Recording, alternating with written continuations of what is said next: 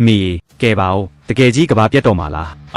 မြန်ပြေးကြကောင်းကင်ကိုစန့်ကျင်သူအားလုံးတပြည့်ရမည်ငါဟာငါသူငယ်ချင်းအတွက်ကောင်းကင်အလိုတော်ကိုစန့်ကျင်ပြီးကံကြမ္မာကိုပြောင်းလဲပစ်မယ်ကောင်းကင်ပုံလောက်နဲ့များငါ့ကိုတားဆီးရတယ်လားဒါကလူသားတွင်ကောင်းကင်မိုးကြိုးပဲရှေးရခင်ကလေးကကောင်းကင်ရဲ့ကစရီတောင်ဒါနဲ့တွေ့ရင်ပြာဖြစ်ချေမုန်းခံခဲ့ရတာကောင်းကင်ကိုစန့်ကျင်လို့မရဘူးကံကြမ္မာကိုပြောင်းလဲလို့မရနိုင်ဘူးဟင်ငါအခုမှမိခိုအားထားရမယ်ဆရာကြီးတယောက်ကိုရှာတွေ့ခါဆက်ရှိသေးတယ်ဒီနေ့ရဲ့ဒီမှာအသက်ပြောက်ရတော့မှာလားမင်းကငါချင်းဟန်အတွက်ထိုက်ချင်းထောက်တီခန္ဓာကိုယ်ကိုဖန်တီးပေးနေတာကိုနှောက်ယှက်လိုက်တာပဲစူညံလိုက်တာသူကလက်တစ်ဖက်တည်းနဲ့ကောင်းကင်မိုးကြိုးကိုဖျက်ဆီးပစ်လိုက်တယ်ခြေတစ်ချက်နင်းယုံနဲ့မိုးကြိုးပင်လေကိုငိမ့်တက်လိုက်တယ်ဖျားရည်ဒါဟာအချိန်ကာလတွေကိုဖျက်တမ်းလာတဲ့အထက်တန်းစားနတ်ဖျားတစ်ပါးပဲဖြစ်ရမယ်ငါရဟွန်တော့ကံကောင်းပြီနတ်ဖျားဆရာကြီးရဲ့ခြေထောက်ကိုအမိအယဆွဲထားနိုင်ခဲ့ပြီရီးစိမ့်အရှင်သူမြက်ပြန်လာတာနဲ့မင်းရဲ့ကြင်ကြံခြင်းကိုသူကိုယ်တိုင်လမ်းညွှန်ပြသပေးဖို့ငါပြောပေးမယ်မြန်အရှင်သူမြက်ကိုအမြန်ဆုံးဆက်သွယ်လိုက်ပါနတ်ဖျားကသူ့တပိတ်ကိုငါတို့စီပို့ပေးလိုက်တာပဲဒါဟာငါတို့တောက်ရီစိတ်မြေအတွက်ကောင်းကင်ရန်ကိုတဟုန်ထိုးပြန်တက်နိုင်မဲ့ကြီးမားတဲ့ကံကြမ္မာခွင့်လန်းကြီးပဲအရှင်သူမြက်ဘလို့ဖြစ်လို့ဆက်သွယ်လို့မရတာလဲအရှင်သူမြက်တစ်ခုဖြစ်သွားပြီထင်တယ်